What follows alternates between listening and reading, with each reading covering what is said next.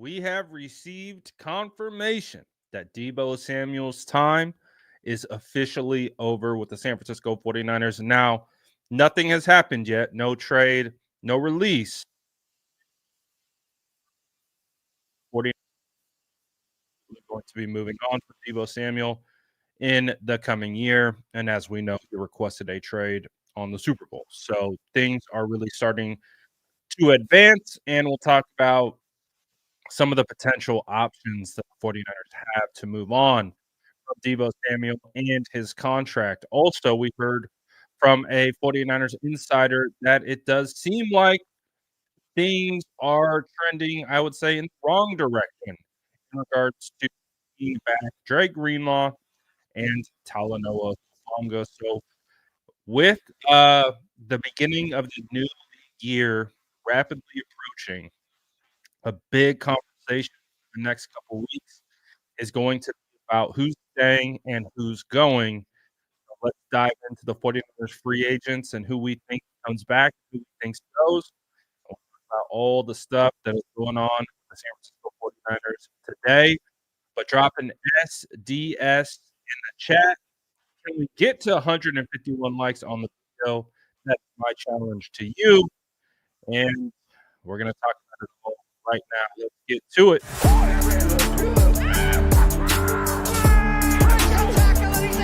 Smash that like button if you haven't already. Love to see it.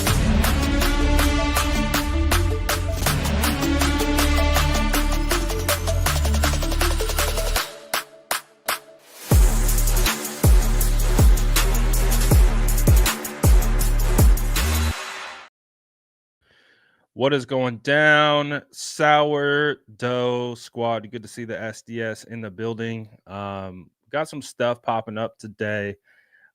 Basically in relations to roster moves. So that is going to be the big focus of the show today.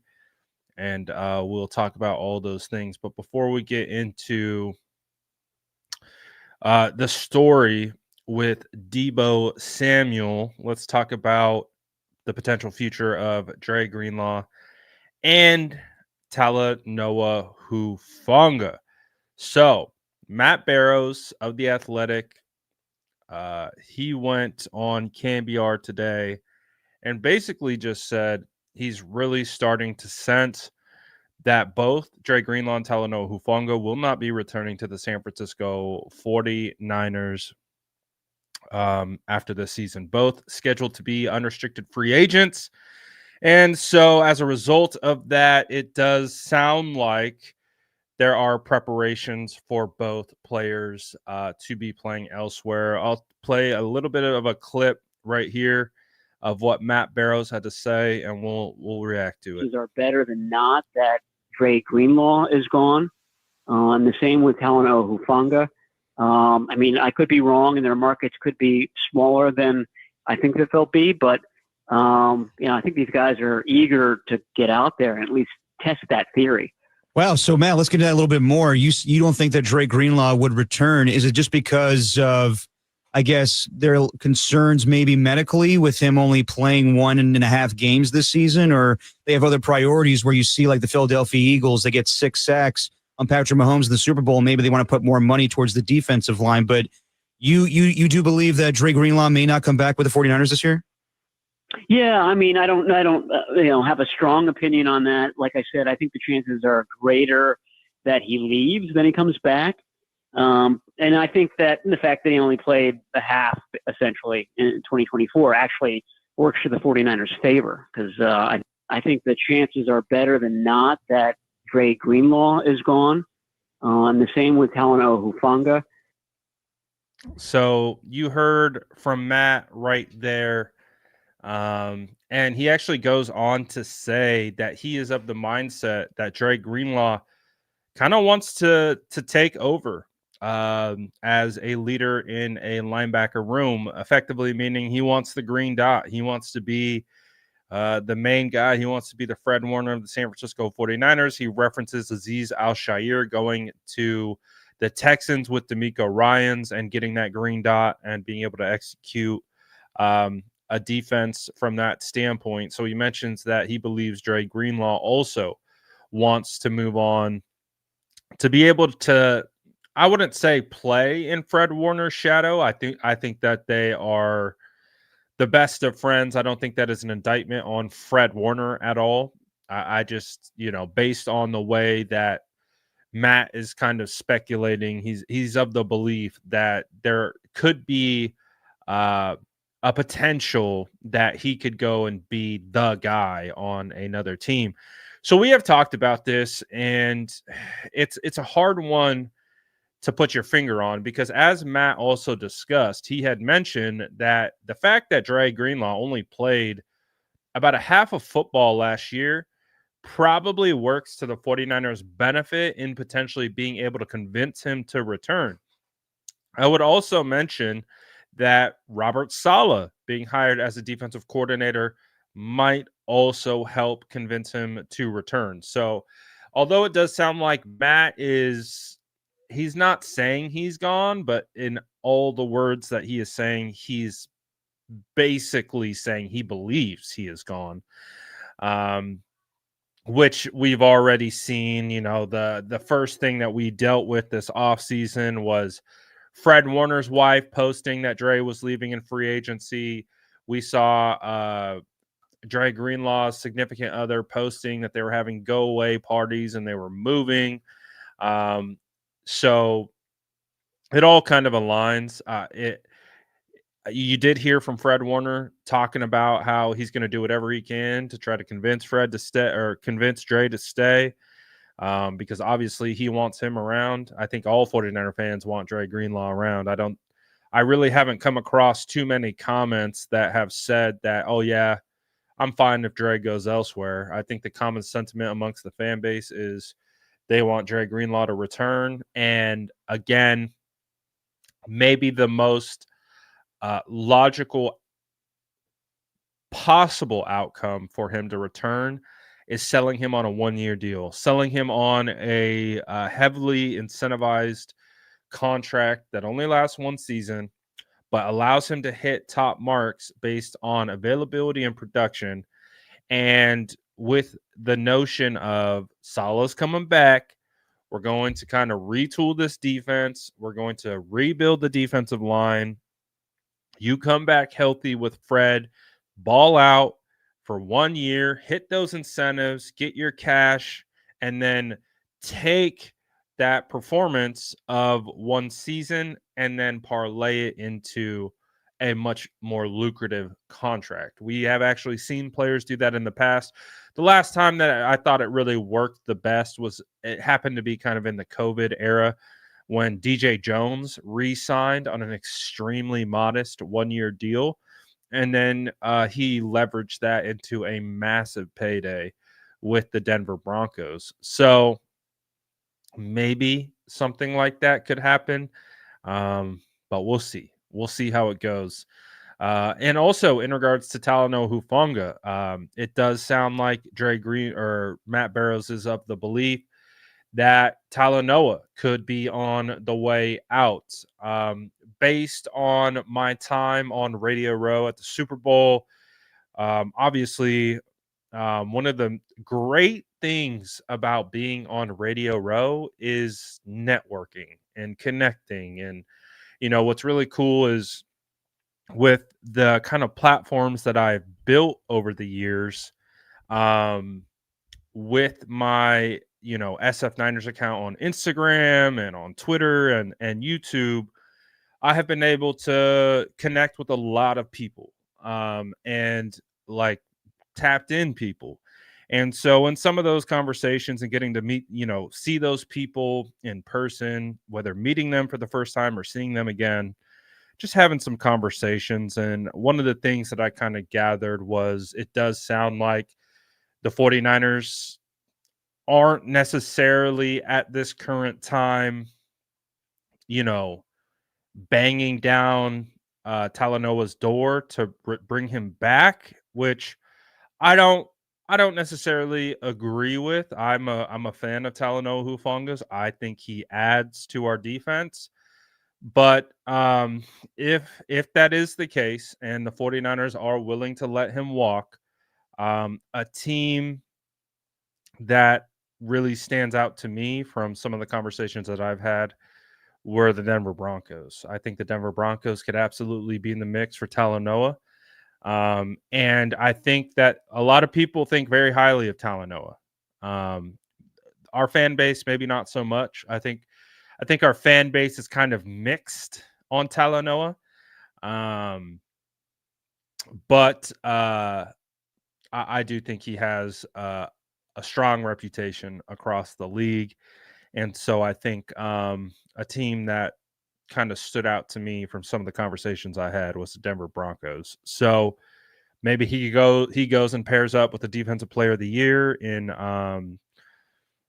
Pat Surtain and everything else they got going on that defense. So maybe that's the case. But I think nonetheless, for me personally, um, I love both of these players. I've been a big fan of Talanoa Hufanga since his rookie year. And I've talked about the story many times when I showed up to when I showed up to training camp to cover it. And I think there was a day where Kowalski was hurt and Jimmy Ward was hurt, and Talanoa got thrust in to the starting lineup. And this was even before they had really gotten into pads yet.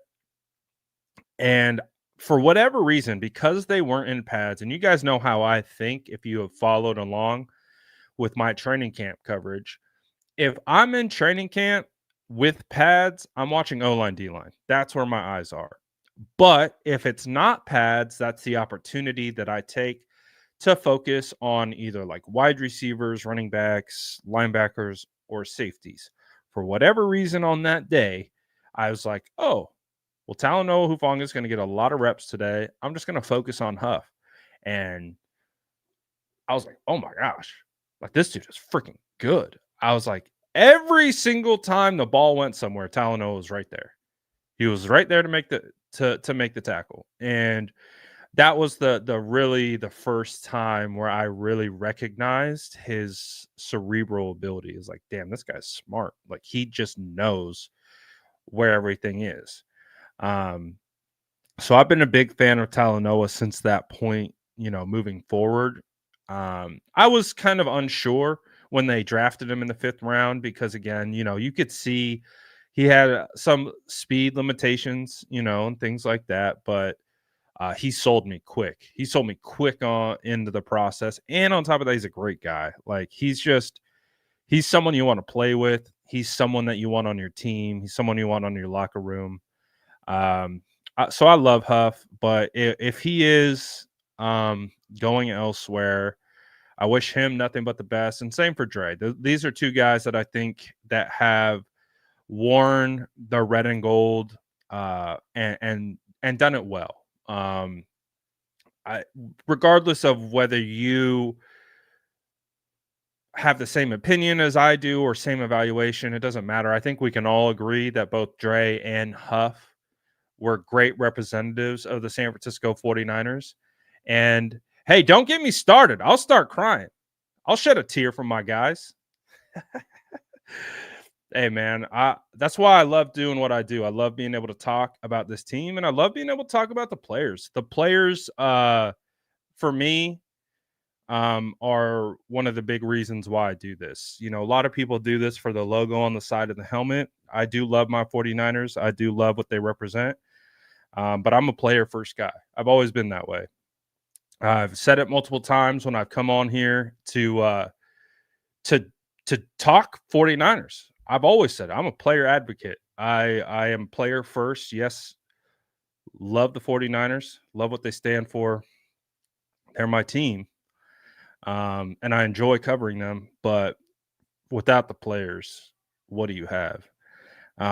So I've always been a player first kind of a guy. And so I have a lot of respect for guys who play the game the right way, represent the brand the right way, and do it the right way. So that's kind of where I'm at with this whole situation.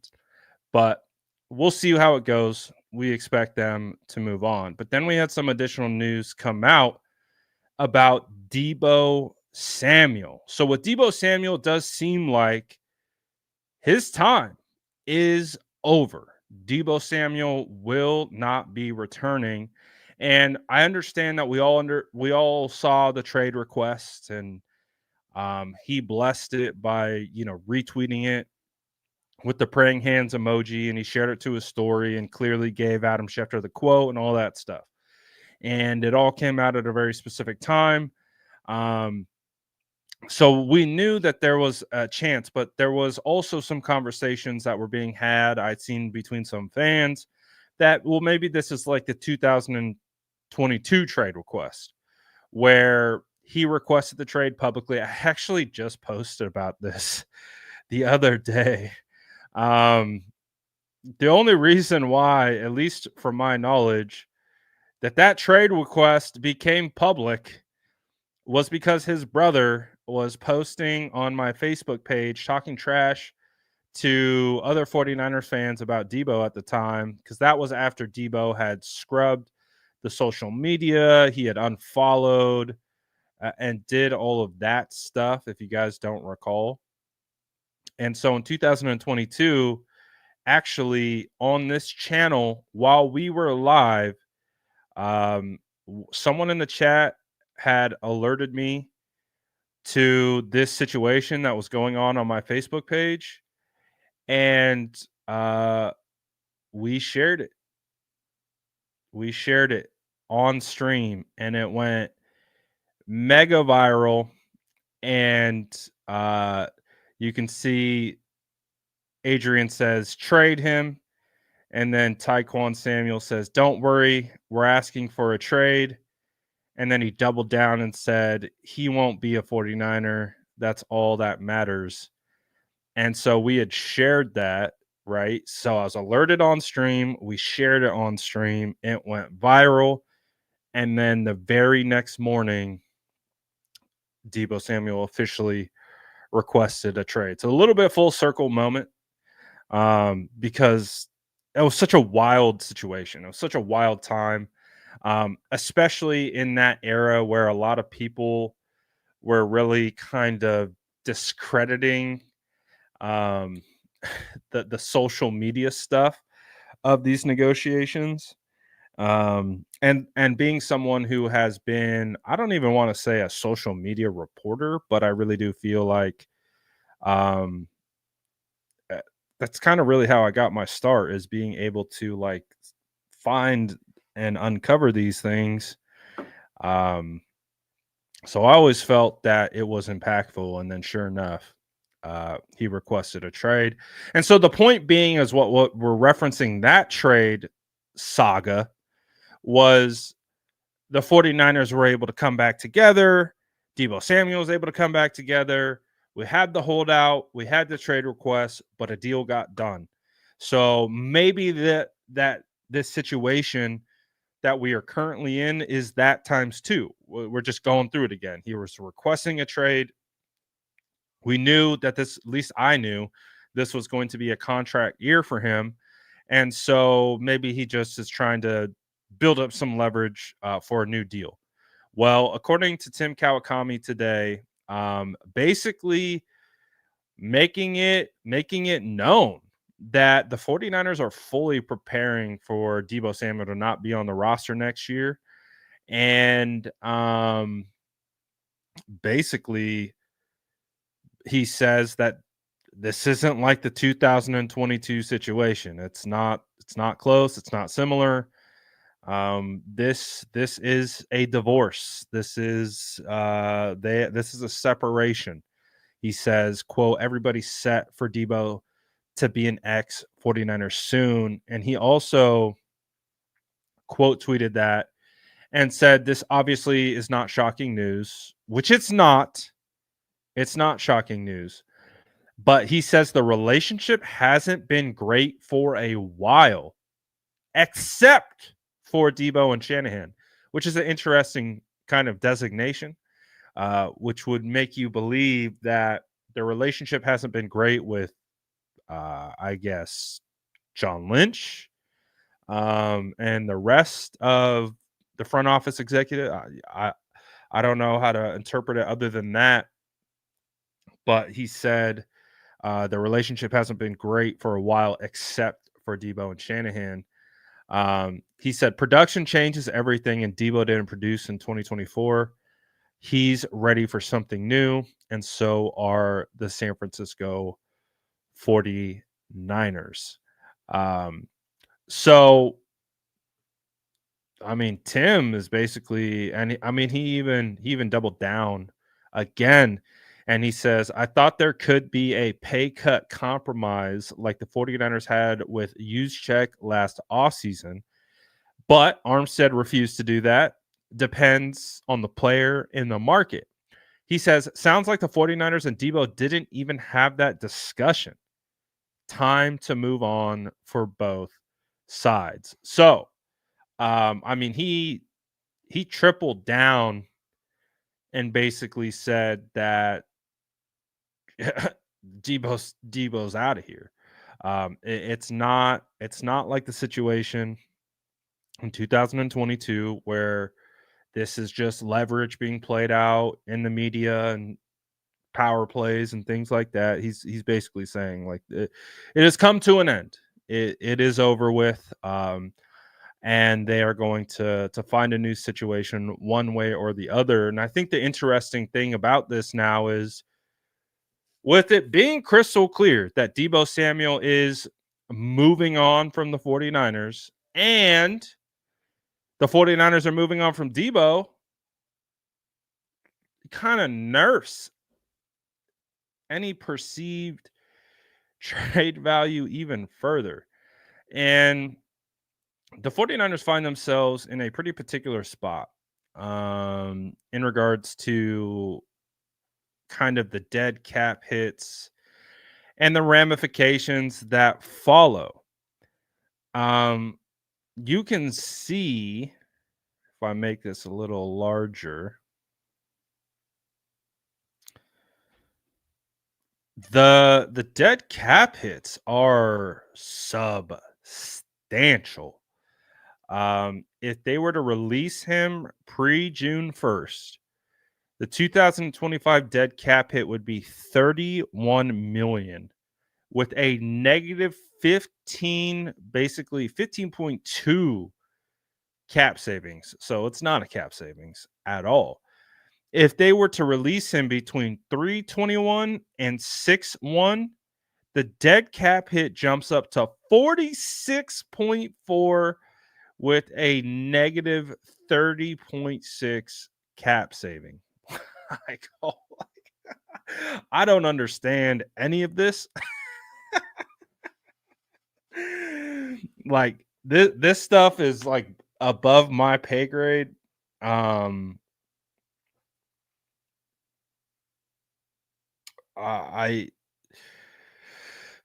like, why does it jump up?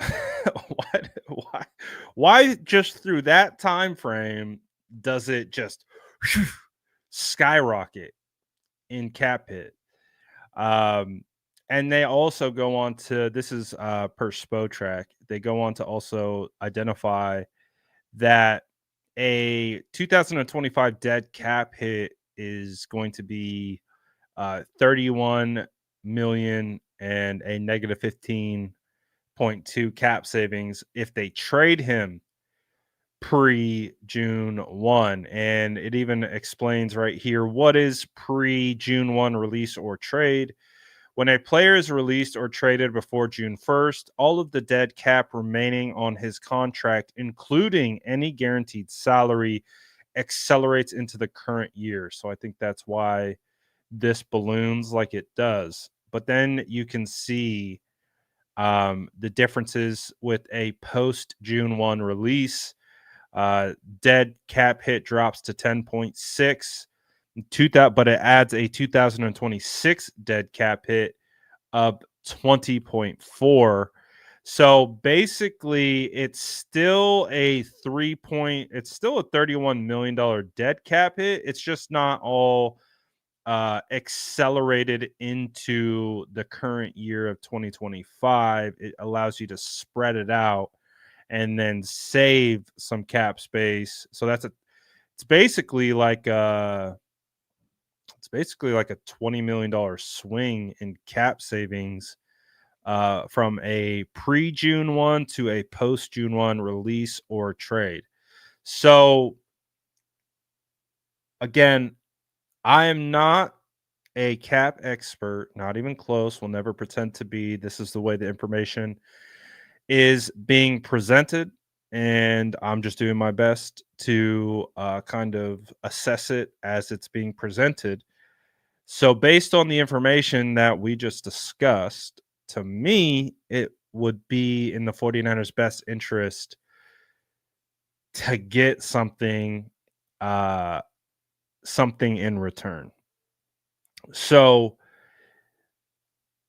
the hope is that there is value there, that some team, or maybe there's multiple teams um, who want to make a play on Deebo Samuel. They come in and maybe hopefully create a bidding war of some sort to be able to try to generate some type of value.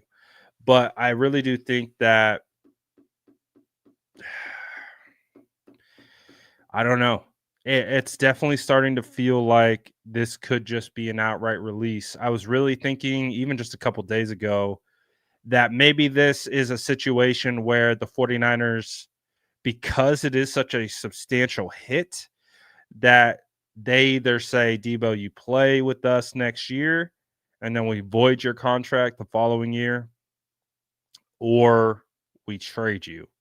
Because it seemed like the 49ers had did something very similar with Jimmy Garoppolo, with a situation where they wanted to trade him and get value for him.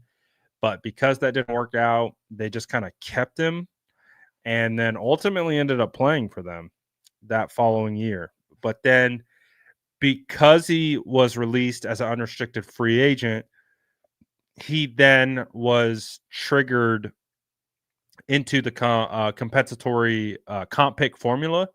So the 49ers actually received a 4th round draft pick for Jimmy Garoppolo. So that's kind of my thought process, is like, I don't know if the 49ers want Deebo to just pick and choose where he wants to go. Because what if he goes to Seattle? What if he goes to the Rams? What if he goes to Arizona? What if he stays in division? And then not only that, if you release Deebo, he doesn't trigger the comp pick formula. You can't get a comp pick in return for him. So that's, I think, the really challenging part for the 49ers right now is you have a lot of cap space tied up into Deebo's contract. Deebo wants out. Sounds like the 49ers want out as well. But do the 49ers want out so badly that they will eat that cap hit, not receive a comp pick in return, and potentially let him sign in division? I think that's where we're at. I think that's going to be a fascinating evolution to this whole thing. Is, do they just let him go and he goes and signs wherever he wants and then potentially plays the 49ers 2 times a year? And say what you want about Deebo, but a motivated Deebo is a problem. when he's ready to go and he's locked in and his energy is all the way up, he's a challenge to stop. I mean, we saw glimpses of it against Miami. We hadn't seen it all year, but in Miami he showed up. So, and if the Rams are getting rid of Cooper Kupp and they trade Cooper, that's another opening. It sounds like they're moving off of Tutu Atwell as well. So the Rams have openings at wide receiver out because they really just have Puka Nakua at the moment. So the Rams are an option potentially. So I don't know, man. It's going to be a fascinating situation to say the least. But the big news I think is that both sides have made it clear that they're moving on from each other. I think that's the big news from today is that it's not going to happen. It doesn't sound like a return is in the cards. So where does he go? Do the 49ers get anything for him?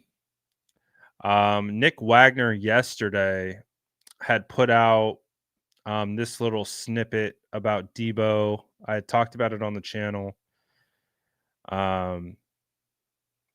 He had said that because Samuel's coming off a down year and is entering the final year of his contract with other top receivers set to be available in free agency or trade, a day 3 draft pick and perhaps another late round pick would probably satisfy the 49ers. So a day 3 consists of a 4th through 7th round draft pick, potentially 2 day 3 draft picks, maybe a 4th and a 7th. Gets it done. Maybe. I don't know. But I'm kind of the mindset of, well, you got Deebo, and there might be some teams out there that do value Deebo and value what he brings to the table and thinks that, oh, maybe he's got something left in the tank that we can squeeze. Maybe we can do like a bigger deal. Like the 49ers obviously could absolutely be in the mix for a elite edge rusher. Do we package Deebo picks and then go and get a premier player and just use Deebo like he's a piece in a bigger trade instead of Deebo for picks straight up or Deebo for a pick swap? You actually go out and you try to attain another player using Deebo as part of that value. So that could be an option for this situation. But again, I do think it is a challenging one because I think you have to get some return on them. I think you have to get some value. And again, we'll see how that plays out, but you for sure, I think, absolutely have to get something for a former All-Pro wide receiver. Now we know they've shopped him. We know they've shopped him recently, and it really doesn't sound like Deebo has that big of a market. They shopped him, according to reports, last year during the draft. So it really does sound like they were kind of out on Deebo a year ago, but they didn't get enough in return, which sounds kind of similar to the situation with what happened the year or was it the 2022 year when they almost had a deal for the New York Jets. Man, when you think about it, that potential trade might have been the move. All, hindsight being what it is, I think the 49ers would have gotten Garrett Wilson out of that deal. But the 49ers would have had to give up Deebo Samuel plus their second round draft pick to be able to get, I think it was a top 10 pick. from the Jets, and I think the 49ers felt that the value wasn't good enough. But when you think about it and you look back, the 49ers drafted Drake Jackson with that second round draft pick. And so they basically would have traded Deebo and Drake Jackson for Garrett Wilson or another wide receiver that maybe they could have taken. So hindsight, I think being what it is like, maybe that wasn't as bad of a trade as it maybe felt like at the time, because Deebo was coming off such a stellar year, coming off one of the craziest years we had ever seen. But just, jumping back in the way back machine. It's always interesting to think about what could have been, what should have been. Salvador says 11th pick in Deebo for Devontae Adams. Wow, that would be an excessive overpay for Devontae Adams. Something to keep in mind also with Devontae Adams. Devontae is carries a $44 million cap hit for the next 2 seasons. So Adams, in my opinion, isn't getting traded anywhere. I don't think any team is going to take on his contract. His contract is insane. $44 million for not just next year, but the year after that. I don't think any team's trading for that. I think they're going to just get out of that contract and let him go. And there's a chance that he could sign with the 49ers as a free agent. I would be open to that. I'm not open to trading for his contract. His contract, whew, that's insane. Too much. But let's look at some of the other free agents that the 49ers are going to be looking at. I think you have Charvarius Ward. We already know Charvarius is, without being out, is effectively out. Oh, we're pretty close to our light goal, by the way, 138. I asked you guys if you could get to 151. Not too far away. But in regards to Charvarius Ward, I think we're all of the mindset that he has played his last football in San Francisco. I have loved Charvarius. I think that if Charvarius was a free agent at the end of last year, he gets paid as a top 5 cornerback. Just an unfortunate year for him, on and off the field. But I think it makes sense. The 49ers, I think, were already preparing for him to move on, because they drafted Renardo Green in the second, and on top of that, they paid Diamador Lenore.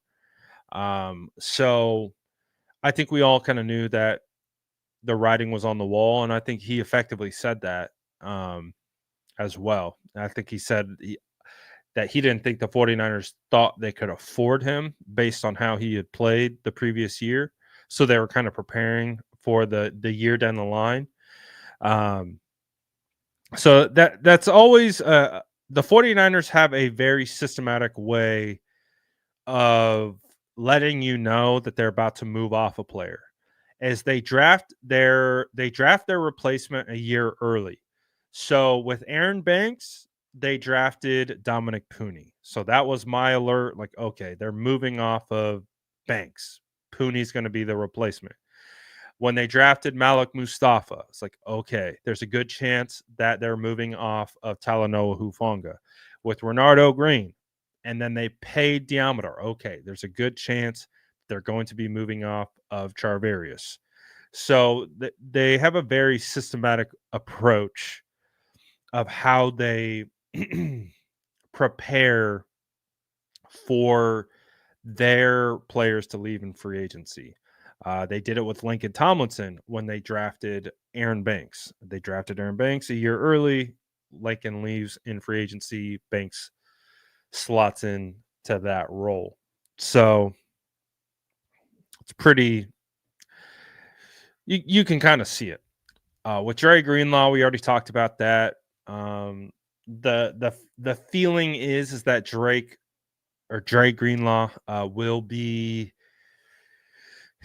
at minimum testing the market, but based on what we heard from Matt Barrows, and we already talked about it, he believes that Dre's probably out the door.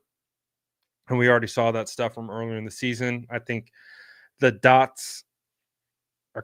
stars are kind of aligning that it does look like Dre might be out, but we'll see. Devondre Campbell had his suspension lifted by the San Francisco 49ers. Should the 49ers bring back Devondre Campbell, former All-Pro linebacker, should they consider Mr. Campbell for a second run at linebacker?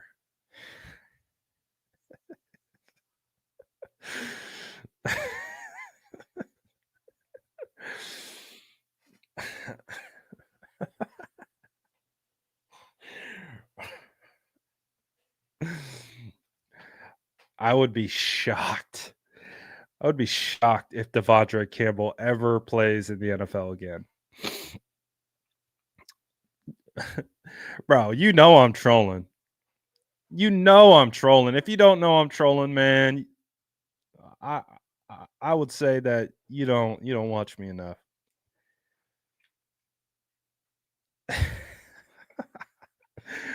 That was not a serious question. Come on now. Come on, guys. We all saw Devondre Campbell walk off the field in a must-win game. Refused to go in. All our linebackers got hurt. Dre Greenlaw gets hurt. Demetrius Flanagan Fowles gets hurt. D Winters gets hurt. We lose all our linebackers, and Devondre Campbell's like, I'm good, pal. After he dressed out, that dude's a bum. He'll never play in the NFL ever again, if you ask me. Jonathan Feliciano, I don't know what his future holds. It was a bummer because I think we could have used him. I think he absolutely could have solidified the offensive line a little bit by shifting into center.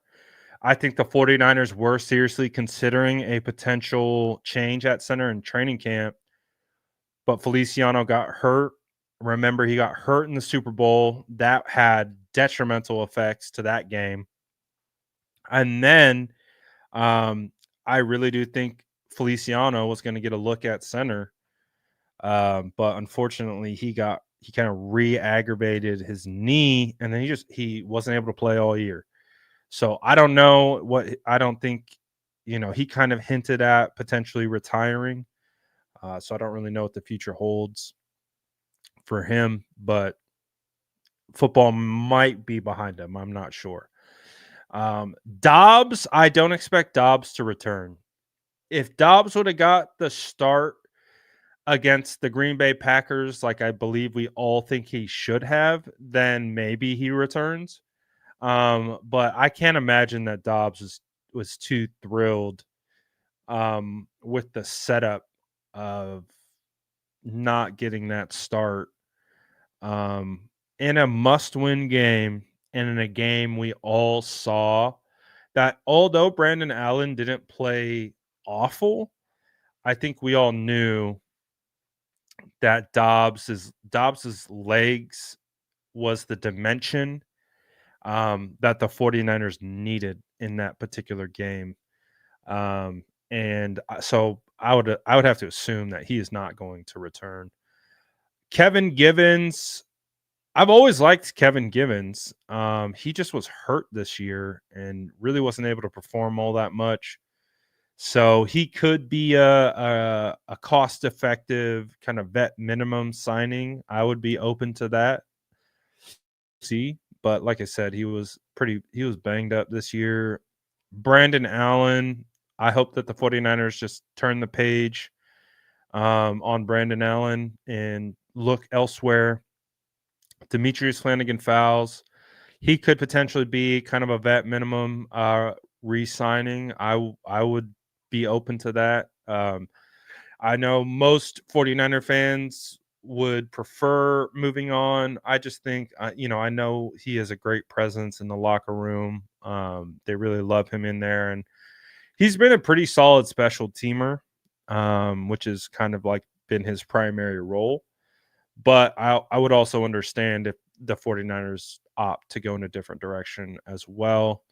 Isaac Yiadom was a brutal watch last year. And I really do think that the 49ers need to fix this because they have had a bit of a rotating door at cornerback 3. And you remember they brought in Isaiah Oliver.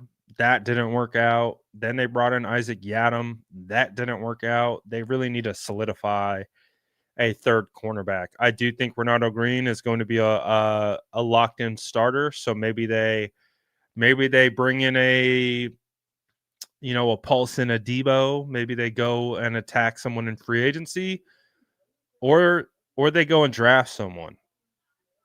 I've been posting about today Kobe Bryant, Kansas City cornerback. I think he could be a third round kind of a guy. Almost identical traits to Renardo Green. I love his game. He is a dog. He is so aggressive. And he is an impact in the run game. He eats up ground extremely fast. So if you could if you can draft a Kobe Bryant to pair with Renardo and Diamador and potentially go out and get a free agent, I feel like you could really shore up that cornerback room in a hurry. For sure. Kobe Bryant is lighter than Renardo, but based on what I saw, he's only like 9 pounds lighter. So it's really they're basically the same person. They're both 6 foot, and I think Renardo was 185, and I think Kobe Bryant was 175. So not a crazy difference, but similar play style, similar mindset, plays much larger than their frame would suggest, and they stick you. They hit really hard. But they gotta figure out that third spot, right? They really do. Aaron Banks, I think, is gone. Aaron was a player that I was patient on. He showed promise early on, and my evaluation of someone in year 1 or year 2 is going to be significantly different than someone in year 3 or 4. My patience meter is substantially changes once you get into year 3 and year 4. And so with Aaron Banks, you could see that he could develop into a good player. And in that first year, you saw that development. And then that following year, I think it was 2023, he had a pretty good season. Like I really liked what he was doing. And I thought that he was going to be able to take another step forward this year. And I felt that he regressed pretty substantially. So based on that was kind of where I was like, the 49ers have to go in a different direction here. And he was a hard watch in training camp.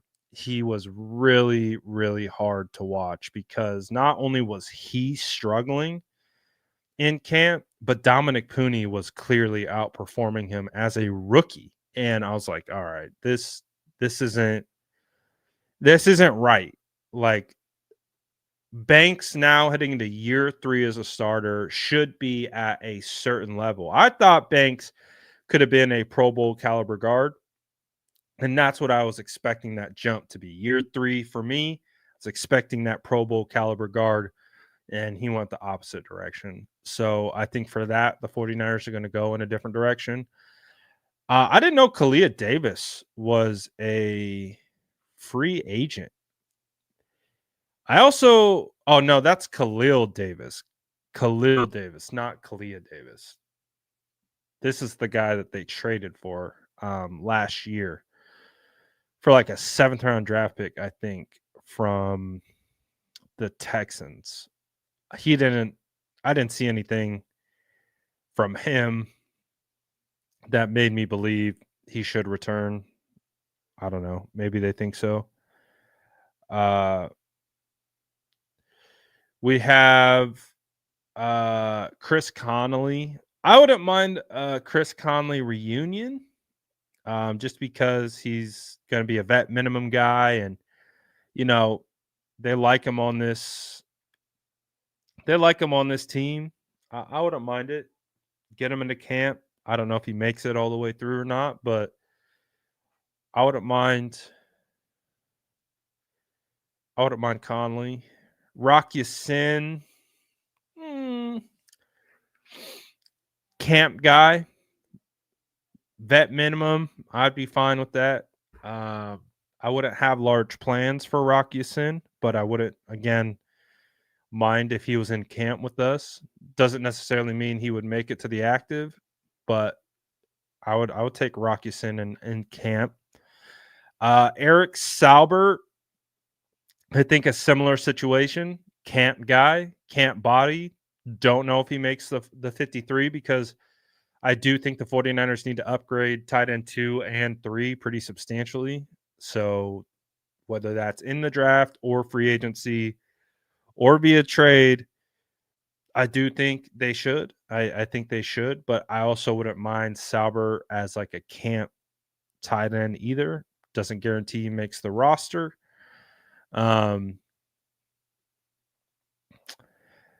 Tashawn Gibson, he really didn't play that much for us, so I'm fine if we move on from him. Charlie Heck, I didn't think he was all that great. Ben Barch is the guy that I want the 49ers to re-sign, and I would definitely give him the opportunity to earn that starting left guard job. I did a couple breakdowns on Ben Barch and his performance against the Buffalo Bills. It was probably one of the best offensive line performances we saw all year. He was dominant against the Bills, and I was like, why hasn't Ben Barch been playing all year? I mean, and to be perfectly transparent, I didn't think Ben Barch was all particularly great in training camp. So it's not like he showed in training camp that like he was having a phenomenal training camp and just didn't get into the lineup. He kind of struggled in training camp. So I was actually surprised when he came in against Buffalo and had the insane game that he did. And then he had backed it up kind of that next game, and just a fluke incident where I forget who it was, but just fell on his ankle and knocked him out for the year. It was such a fluke injury. He had like just pancaked someone or just rolled up on someone, and then the pile fell on his ankle and it ended his season. So unfortunate, but I'm absolutely bringing Ben Barch back, giving him an opportunity to be that either center or guard. Those are, I think he has the option to play either or. So I'm bringing Ben Barch back. Patrick Taylor, I liked. I think Patrick Taylor didn't get too many opportunities, but whenever he did get the opportunity, he ran hard. So I'm bringing Patrick Taylor back. Curtis Robinson, I'm bringing back into camp, especially with him being the Walter Payton Man of the Year nominee for this team. So I'm bringing him into camp. Doesn't guarantee he's going to get a spot, but I'm bringing him back to camp. Jalen Moore, I think, what is he projected to get?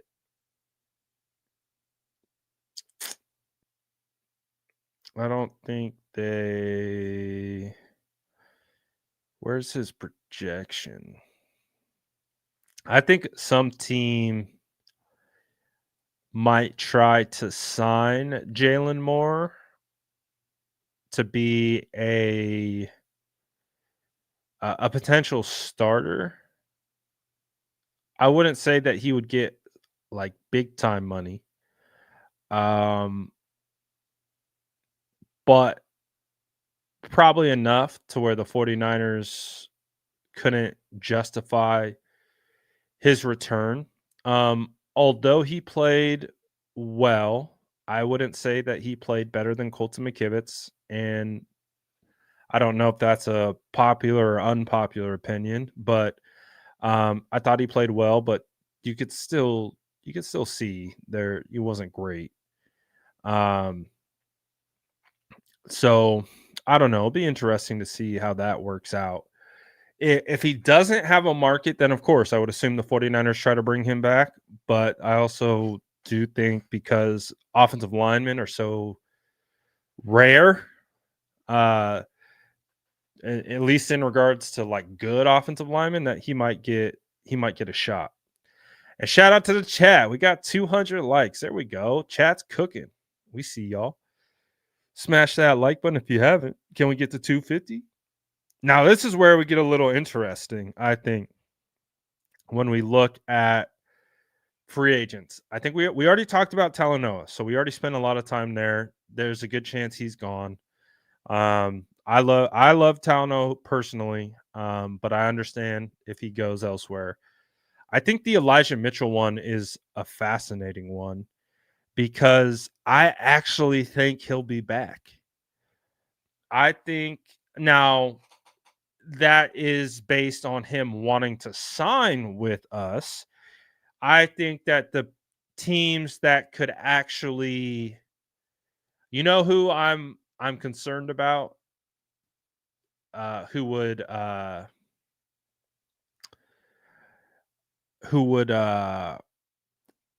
try to get Elijah Mitchell. I think Adam Peters would absolutely sign Elijah Mitchell and make him look like a genius because Elijah Mitchell doesn't have a talent problem. He has a health problem. That's the only concern. And knowing us and our luck, Mitchell signs with the Commanders and he stays healthy and he becomes their running back too behind Brian Robinson because I think Austin Eckler is a free agent. We saw that, McNichols, who was on our team, go over there, have success. I would also imagine that Elijah Mitchell would somehow find a way to go over to the Commanders, stay healthy, and become the RB2 for them and actually play pretty well. So I would be open to bringing back Elijah Mitchell because, again, if he can stay healthy, I think he's a solid back. He's not a great back, but he's just solid. Like he can get the job done. But we'll see.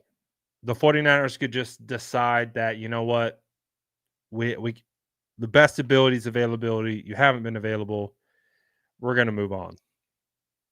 Alex Barrett has been a kind of perennial practice squad guy. I would like to have him back on the practice squad. I'd like to have him in camp.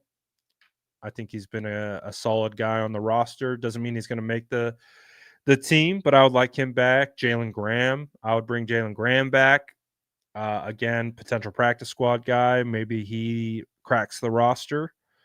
Jalen Graham has some upside. He's only 24 years old, so I would like to see him back. Sam Okiwanu, I would love to see Sam back. I think Sam earned some money with his play. I would absolutely bring him back because I think he's still got some of his best ball in front of him. So I'm bringing Sam back for sure. 2-year, 3-year deal. He's obviously going to be 27 at the start of next season. So you kind of get him in his prime years, 27, 28, kind of 29, lock him up 2 to 3 years and just let him keep developing. So yeah, I'm bringing Sam O back. I really liked him. I like his personality and I like his game. I think he would be a great depth piece. Jake Tonges is one of the great mysteries of the San Francisco 49ers in 2024 because he made the roster out of training camp, but I don't think he really ever played. It was in my opinion, one of the biggest surprises was that Jake Tonges made the active roster. I don't think he played. Did he log any stats? He played in 15 games, 33 snaps, 0 targets, 0 receptions. So a strange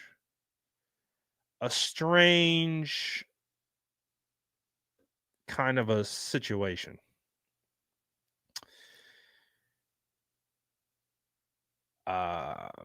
So yeah. I'm of the mindset, I would say similarly to Eric Saubert, bring him into camp, see what happens. I'm more than happy to have Tonjes back to head into camp, but I think the 49ers need to upgrade the tight end for sure. I saw one. Jackson Hawes is definitely a name that you need to keep an eye on at tight end. The Georgia Tech tight end, exceptional blocker, great hands. I'm not going to compare him to Kittle yet. He reminds me of Kittle. Like he gives me the Kittle vibes. And if you guys don't know, I was a huge George Kittle pre-draft. Like he was my number one draft crush of his class. When I watched Jackson Hawes, I'm like, dude, I see the shades of Kittle. I see shades of Kittle. So I'm not comparing him to Kittle. I need to do a much deeper dive, but watching him at the Senior Bowl and kind of watching some of his, tape a little bit, I'm like, oh, he kind of reminds me of Kittle. Underutilized as a pass catcher, has the ability to be a pass catcher, but is a refined blocker. For sure. Jordan Mason, he's a RFA. So all these guys, this is helpful to see. So all the exclusive rights free agents. So Sam will be back. I would assume Graham will be back. Maybe Barrett. Tonges. Jordan Mason is a restricted free agent. He is the one I think that's in question, is because he proved he could be a starting running back in this league. And it'll be fascinating to see if another team comes in and tries to give him a sizable contract that the 49ers wouldn't match. And if they did so, the 49ers would get a draft pick in return for that. But it would also mean that they would have to get another running back. So that's an interesting element of this. Evan Anderson is an ERFA. Evan Anderson will absolutely be back. Austin Pleasance, I didn't mind him, I didn't mind him too much. He was signed And then starting the same week he signed, I didn't mind him. Or he played significant snaps. The same week he signed, I actually thought he held up better than Austin Heck. And then Nick McLeod, I think, played primarily special teams. I have no real opinion on him. So, as you can see, there's not a ton of guys where you're like, oh, we got to have this guy back. So, there's a lot of guys like, oh, we would like them as depth, kind of fringe roster guys. But this is where I think the 49ers need to be really good in the draft and be very specific with certain free agents. And definitely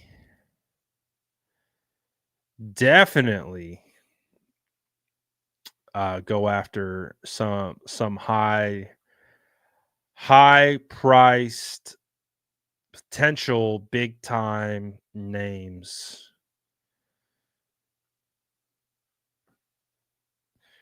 in free agency.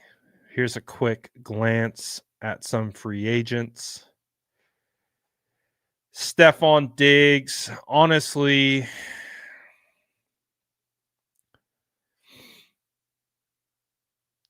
they're saying T. Higgins' average annual salary is 25.4, which they're projecting a 4-year, $101 million contract. I just have a hard time seeing that. I love T. Higgins. I really do. But I struggle with seeing the 49ers paying him. I don't think he'll get 25. I think he'll get closer to 28 to 30. And I don't know if the 49ers can pay that. Especially not being a pass first team, and you have Juwan Jennings, who's kind of T. Higgins is like a souped up Juwan Jennings. But I feel like you rock with JJ. Hope for Ayuk to get healthy, and then you've got Ricky Pearsall, Jacob Cowing. You maybe go into the draft, and you get a more of a veteran presence at wide receiver, like maybe an Amari Cooper. I'd bring Keenan Allen. Some might say Keenan's washed. I'd still bring him. I love Keenan. I love Keenan. I was so angry at Trent Baalke. I was so angry at Trent Baalke when he passed on Keenan Allen. My bold take on Keenan Allen when he was coming out of Cal was he was a top 5 talent. And I truly believe that. And he went in the 3rd round, and the 49ers passed on him multiple times. Never forgive Trent Baalke for that. But so guys like that, maybe a Keenan Allen, maybe an Amari Cooper. I'd stay away from Godwin just because of the injury. I'd probably stay away from Brandon Cooks. He's getting a little too old for me. I don't, Khalil Mack at a value, maybe, but the fact that he's going to be 34 years old doesn't really entice me as it once did back in the day. I'm good on Deontay Johnson. I'm good on Cam. Brandon, maybe in a pinch. Hassan Reddick could be an interesting, but again, I don't really want these old guys. If that makes, I'm not trying to be an ageist or anything. I would prefer to get someone who's kind of in or around their peak age. Hassan Reddick could be intriguing, maybe. Carlton Davis could be intriguing. Who else?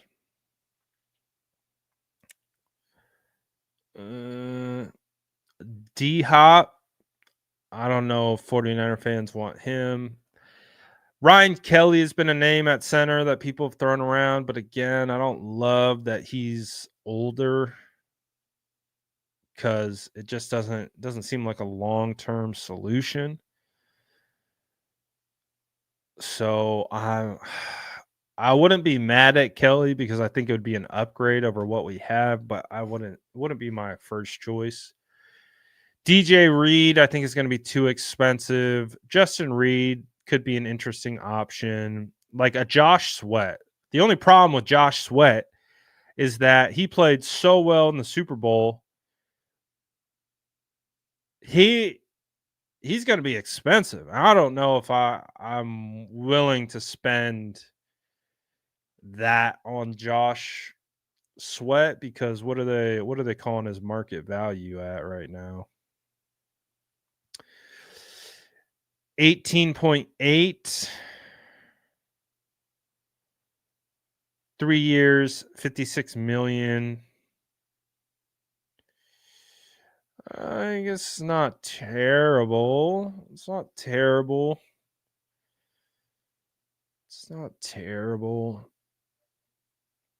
I don't know. I'm kind of in between on Sweat. I like Sweat as a player. He was someone that I thought was good coming out, but kind of to Invader's point, you already got Leonard Floyd. Might make sense to try to tap into the draft or go all in on like a big name trade target. Do like what we said, take Deebo and kind of leverage him into something else. BJ Hill, DJ Jones, very similar players. Wouldn't be opposed to them coming through. Just because we need depth at the defensive tackle position. Mike Williams, I'm good. James Daniels would be someone that I would be open to having.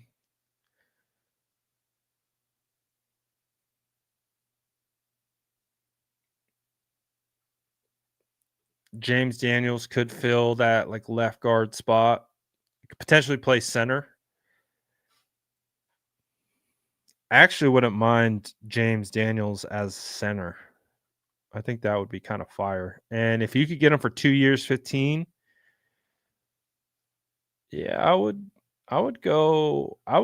bring in James Daniels, 27 years old.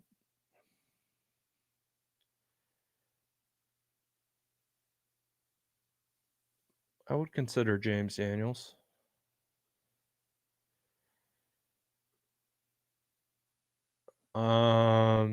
Zach Wilson, backup quarterback. I would consider that.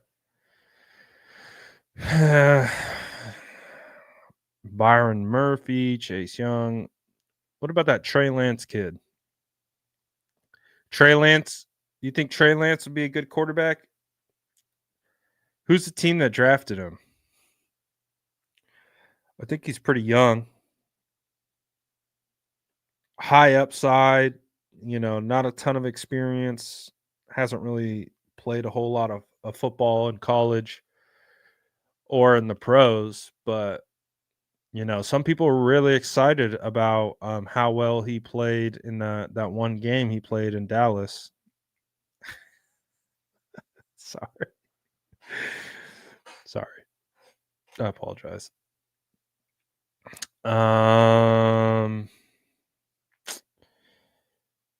Simmons for a placeholder.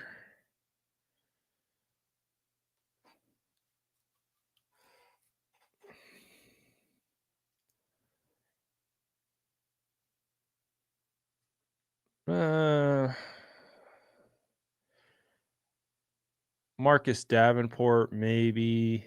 Tyler Conklin. Tyler Conklin as a tight end too actually wouldn't be that bad.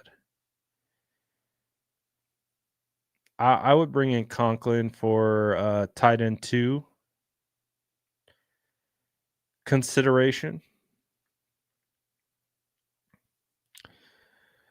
Jawan Johnson potentially is tight end 2. He's kind of a receiving tight end. Darius Slayton as wide receiver depth, would consider it. Consider Mike Hilton as cornerback depth. I would bring in Marcus Mariota for backup quarterback.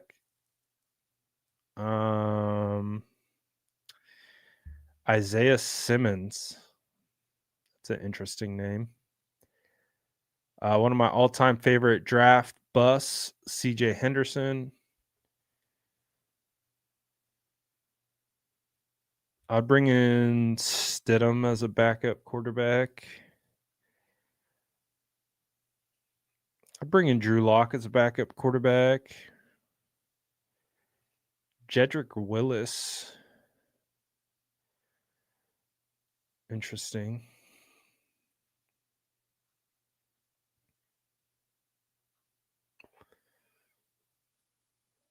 So there's definitely names out there. Oh, Herbig. Oh, that's not the defensive. That's his brother.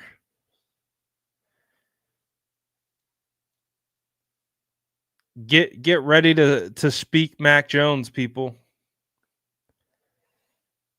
Mac Jones is going to be quarterback 2. Get ready for it. Just get prepared. Mac Jones. Julian Blackman. Interesting. Let me see. Let's go.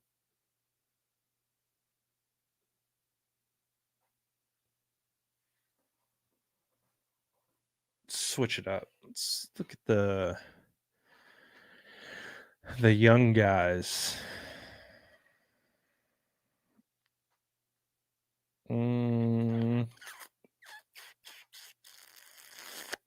Oh, there we go. Bring me Aziz. Oh, 2 years, 15 million. Bring me Aziz Ojulari. Absolutely.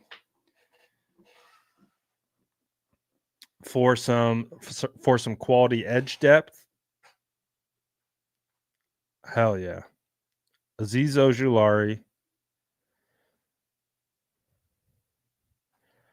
Add him to the wish list. I wanted the 49ers to trade for Aziz at the deadline. Rondell Moore is interesting because I think Rondell has some talent. He had a season-ending injury though, but he was a player that I thought was going to be a lot better coming out of college than he's been in the NFL. Same with Tommy Tremble. We did have Terrace Marshall for a while. Elijah Moore could be an interesting one. Elijah Moore and Rondale Moore, I thought were going to be better than they were. Javonte Williams is only 24 years old. Why does it feel like Javonte is like 30?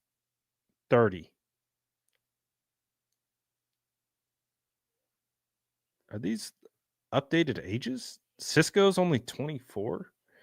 Cisco's an interesting one. He's an interesting option. Dang, Nick Bolton is only 24. Javon Holland is only 25. I think he would be an ideal safety replacement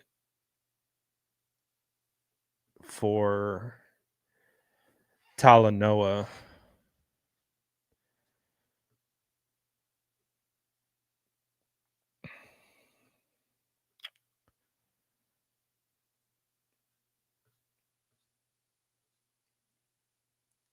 What's his market value? Yeah, he'll be much more expensive. He'll be one of the highest paid safeties on the market. But if the 49ers want to upgrade that position to pair with Malik Mustafa, 25 has clearly been a top safety in this league. I would go for him. Sherwood is another guy I would go for.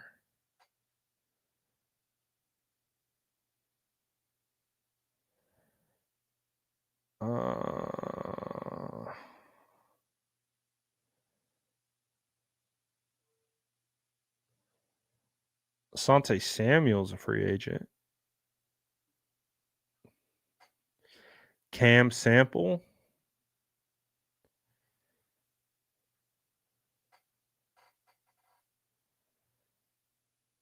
Ooh, Morig. Paulson Deebo. There's a couple guys I'd mess with.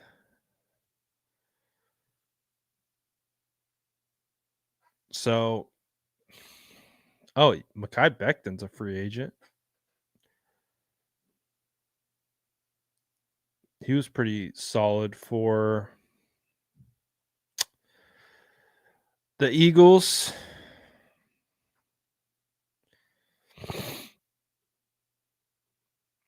So definitely options. Definitely options for the 49ers. So I know that kind of like pretty much today's episode has been about who's staying, who's going, who's getting traded, who's not getting traded. And we just kind of looked at the free agent list to kind of see where some potential fits could be. So there's some decent players out there. There's some decent players out there that could fill some holes for the 49ers. So we'll see what happens. No live mock today because I'm cooking up my mock draft 2.0. So I don't want to I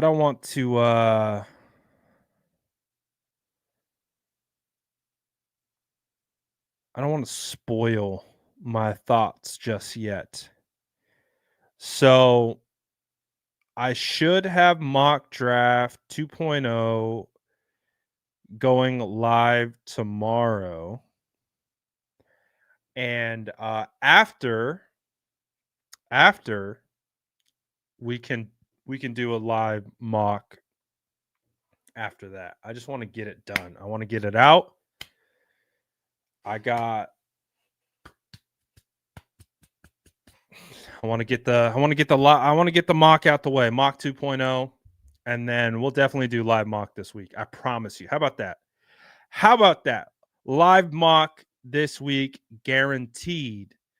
But I just want to get my mock out first.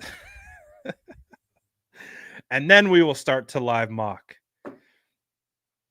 But I'm not gonna lie, I like this mock that I did, and people are either gonna absolutely hate it or they're gonna absolutely love it. No in between. And I'm ready for all the smoke. I'm ready for all the mock draft experts. They're either gonna rip it apart or they're gonna be like, "It's the best thing I've ever seen." So appreciate you guys.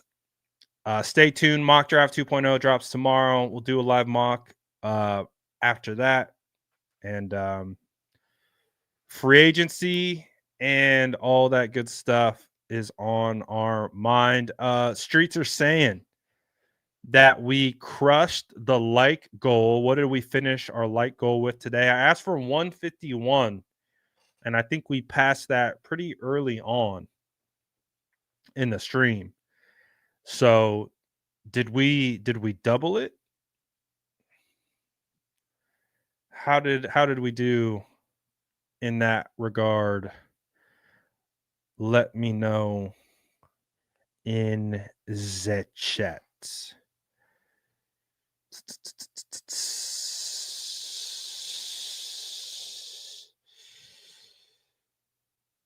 267. Hey, I'll take it. That's a W. Oh, 100%. You will always get someone to disagree with your mock draft.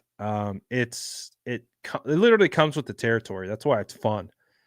Is because someone is always going to say it sucks, and someone is always going to say that this is the greatest thing I've ever seen. It doesn't matter what it is. That's why I love. And I used to be one of those people in the comment sections being like, "This is the worst mock draft I've ever seen." I can mock draft better than you.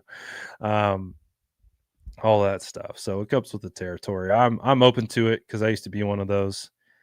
But grab your cookies on the way out. A little bit longer stream today. Appreciate everyone's engagement, comments, all that good stuff. And we will be back tomorrow. Smash that like button if you haven't already. Get us to 300 on the way out. Sounds like we're close.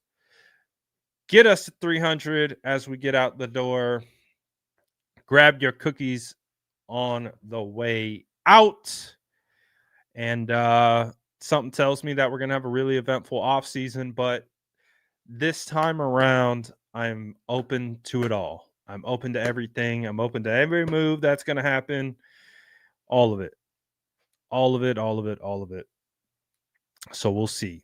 So appreciate everyone as always. Y'all have a great day, and I'll see you guys tomorrow. Peace.